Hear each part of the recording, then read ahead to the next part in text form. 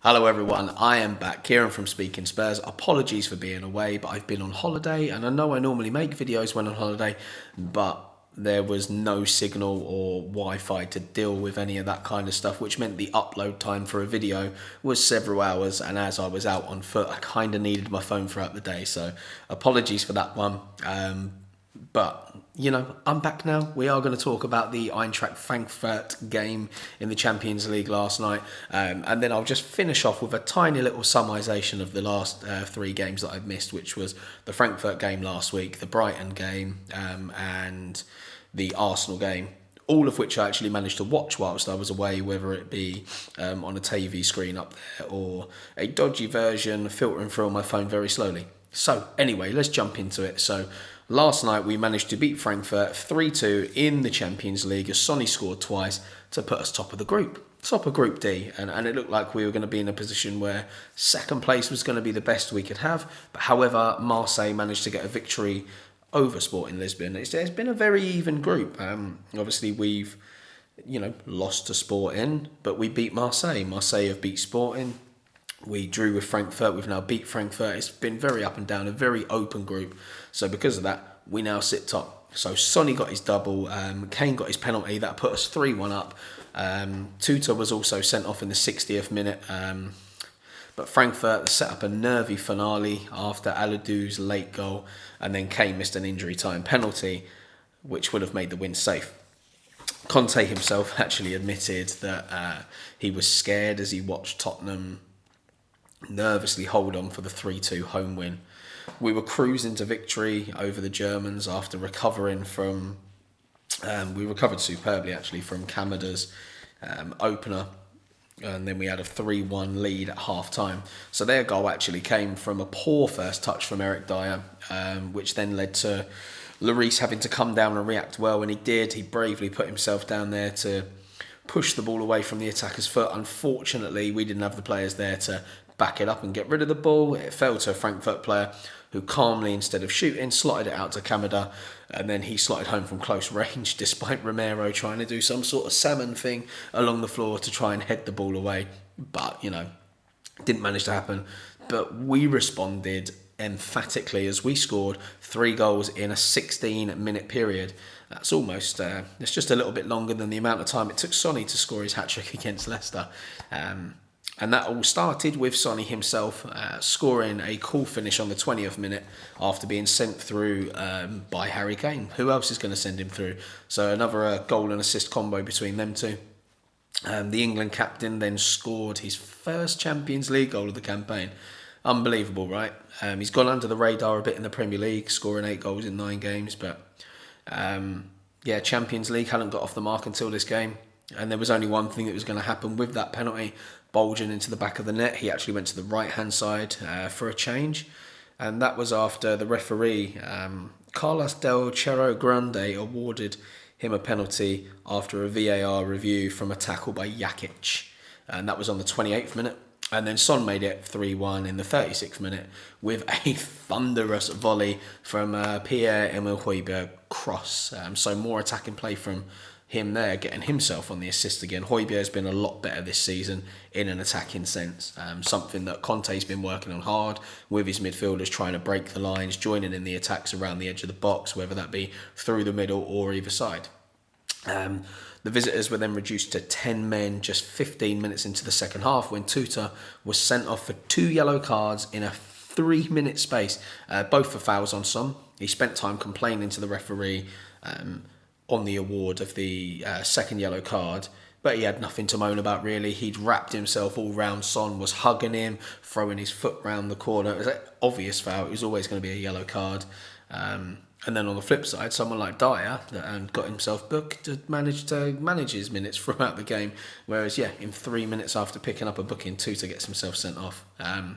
But Frankfurt did pull one back on the 87th minute as substitute Aladou headed in from a corner to set up what was quite a nervy finish for us.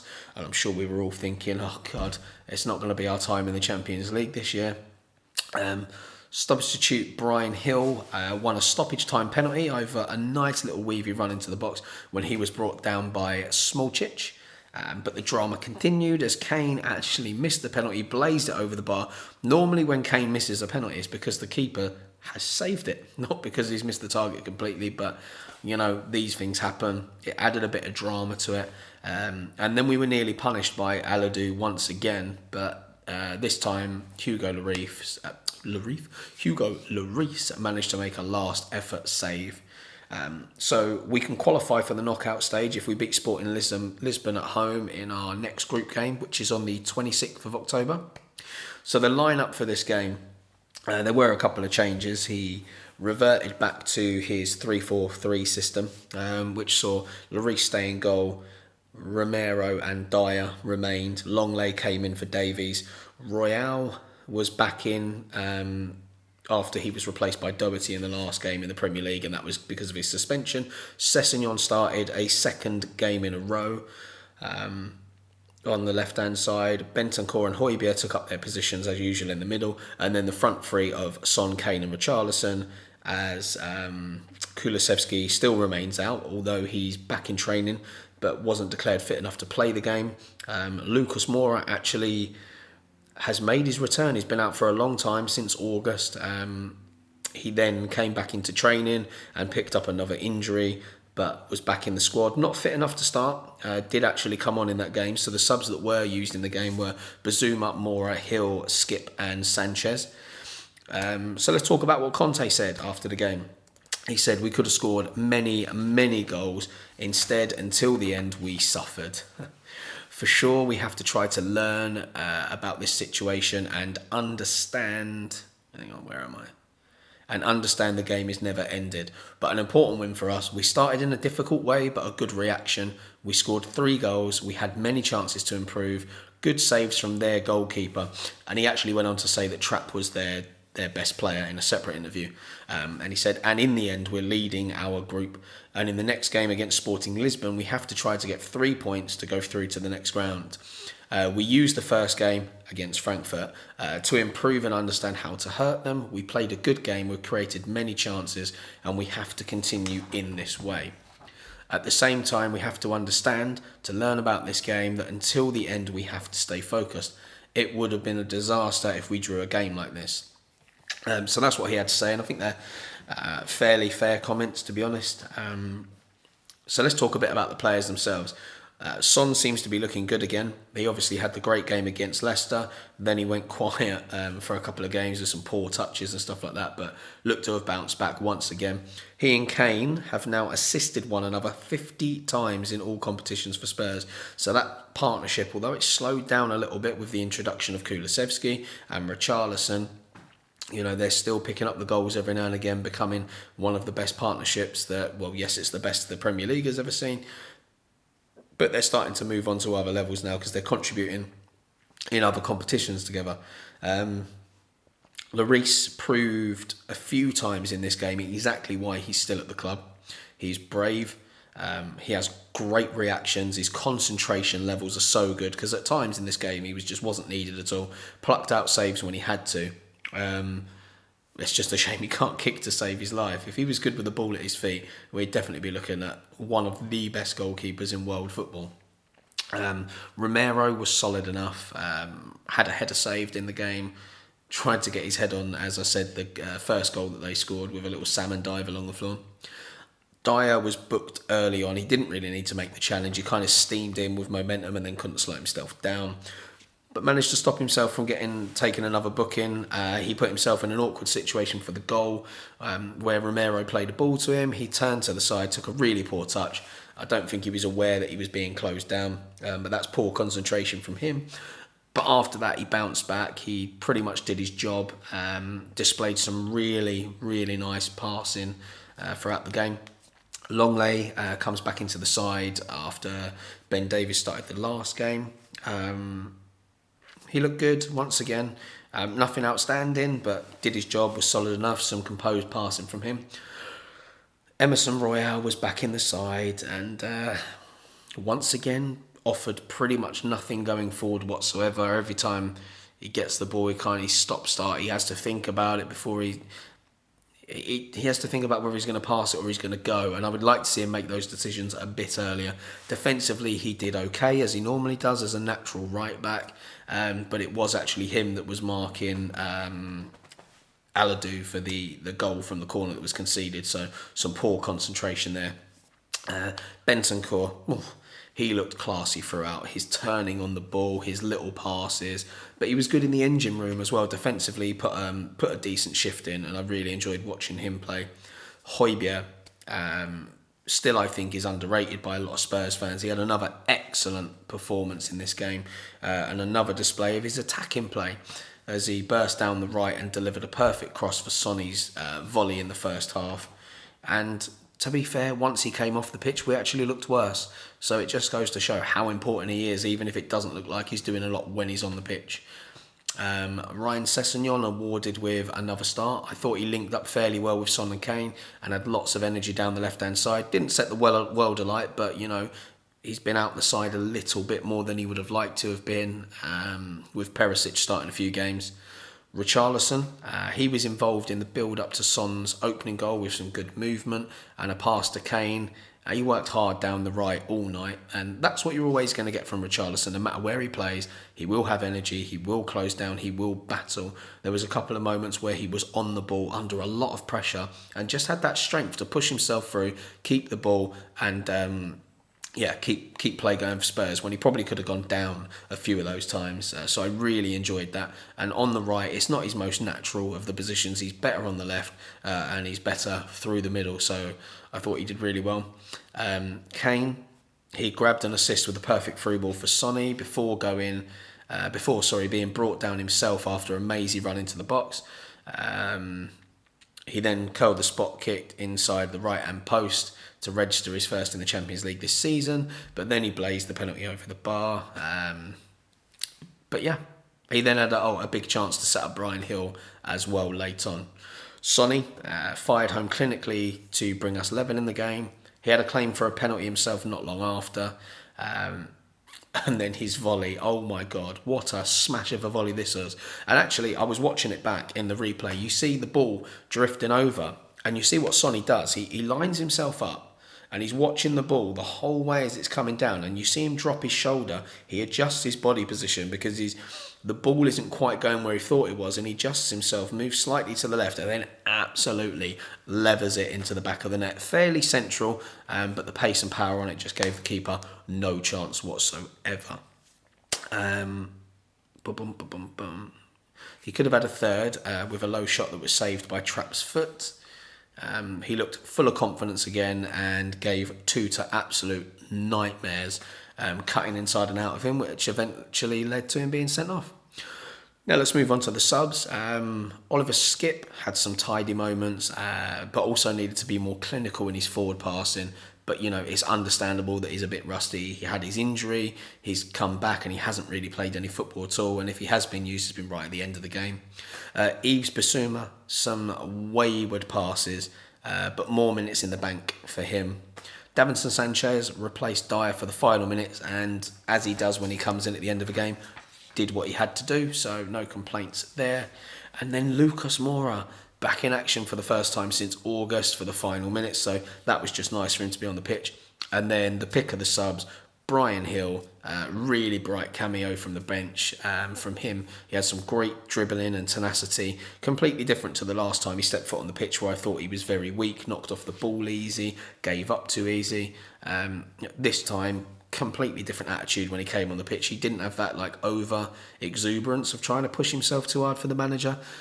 He won the penalty for Kane, then was inches away from heading home himself.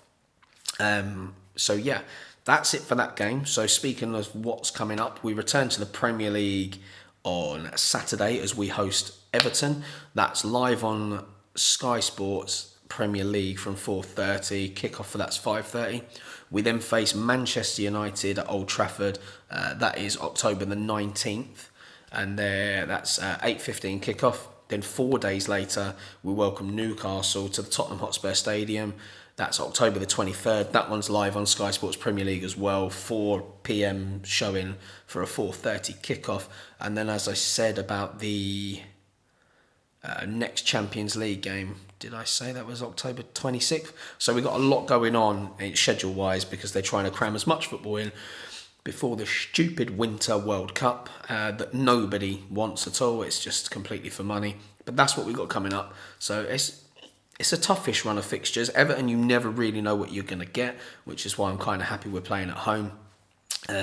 Manchester United, they seem to be settling a bit better under Ten Hag. And Newcastle, well, I mean, they're just banging in goals for fun at the moment, aren't they? So although I think we've got enough to beat them, I would expect some goals to come from them. They're an attacking threat. So let's just talk briefly about the games that I have missed over the last period whilst I've been away. I didn't want to have to talk about it anyway. The Arsenal game. Away at the Emirates, 3-1 loss. I think a lot of people before the game would have been happy enough with a draw, although we're never happy to draw to Arsenal. We'd love to beat them on their own turf. The fact that they were playing well, they were top of the league at the time, in form. Arteta's got them battling for each other. Granit Xhaka seems to be like a new man. Gabriel Jesus has settled in really well. They're playing some good football. So I think a draw would have been something we'd have been happy to aim for. But nonetheless, we come away with a 3-1 loss from that. And just on the day, I think we were just outclassed by Arsenal. Royale obviously let us down on, I think it was like, the 62nd minute or whatever, with a stupid challenge high up the pitch that he didn't need to make. That's just where a bit of young age and inexperience comes into the game. Probably got himself caught up, frustration, the fact that he was being targeted down that side all game. And then, showed his frustration and got himself sent off. I will say that we afforded them way too much time on the ball towards the edge of the box, which was completely evident in Partey's goal. He had way too much time to line up a shot and lever that. It was a lovely shot nonetheless, but he shouldn't have got it away, or if he did get it away, it should have been blocked. And I think a lot of it was actually, it was a combination of Arsenal's good play and our poor formation. Although the players are kind of to blame because they're on the pitch, and I'm actually going to blame Conte quite a bit for this result because Arsenal have a very fluid formation, so they actually set up in one way, in their attacking way, and then they completely change defensively. But they also have what I would call a third formation, depending on how many players are further up the pitch at the time. So they're very fluid in the way they play. And then we just didn't combat it enough. And it's this arrogance, once again, of managers sticking to formations. And he did actually change it for the Brighton game that we'll talk about. But in the Arsenal game, he just needed one more man in midfield. And it didn't necessarily have to be Yves Bissouma. There is no reason in that game where he couldn't have dropped Harry Kane back into the same role that Odegaard was playing for Arsenal and then have Son and Richarlison ahead of him. Instead of having the forward line of the three. And the problem is with Conte, he gives them such specific instructions. They haven't got as much scope to move about and Kane to drop as deep as he wants, because he does shout at them throughout the whole game. So there's not as much freedom in that sense. So I just think, putting that third midfielder in there could have balanced things a bit better. Maybe instead of Royale, he could have gone with Matt Doherty or maybe Spence. I know he doesn't think Spence is ready yet. He doesn't think Doherty's up to speed, but look, it's a possibility. But I think we should have definitely at least matched their formation. I think by having the two midfielders, it was very naive. And I think against the big teams, that's something we need to look at, because not only are they outnumbering us in the midfield, they've got the players that are good enough to penetrate, where actually what we saw against Frankfurt last night was we had those moments where we could just break the lines so quickly. Sonny's first goal, the ball from Kane coming through, it was fantastic. It was just a quick break right through the heart of their defence. He ran through, on through goal. You're not going to get that a lot against the better teams in the Premier League. So maybe it's something to look at. The Frankfurt away game last week. I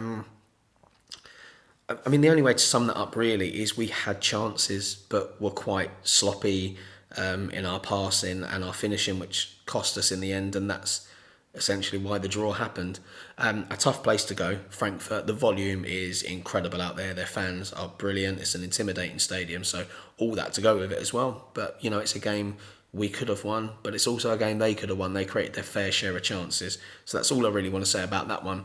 And then let's talk quickly about the Brighton game, the 1-0 victory. tough game at the end of the day, away at Brighton, who were doing well in the league. A difficult one for Spurs, 3 days after the loss of fitness coach Gian Piero. 3 days, so it's a shock that the players were able to get through that so quickly, because they would have missed out on training to come to terms with what had happened. I know he was a very popular character around Spurs just based on the tributes. You can see Sonny, when he was out of the starting lineup for the Leicester game, came on, scored his 3 goals. He went over to Gian Piero at the end of the game and they had a lovely moment together. So yeah, that was a very difficult one for everybody involved in that. But look, we got the 1-0 victory. It was that combination of Son and Kane. He brought Bazuma in to face his old side, which meant the formation changed to 3-5-2. It gave us the extra man in midfield. So that was Lloris in goal, Romero, Dyer and Davies in defence. Sessegnon on one side. Doherty came in for the suspended Emerson Royale, despite only being about 60% fit. Højbjerg, Bazuma and Bentancur made up the midfield middle, and it was Son and Kane up top. And the subs that were used in that game was Skip, Richarlison and Perisic. But I just want to talk about Doherty. I thought in that game, considering he's not really played for Tottenham at all, yes, he's had some international football and he hasn't looked great there because he's not been fully fit. I thought he did okay.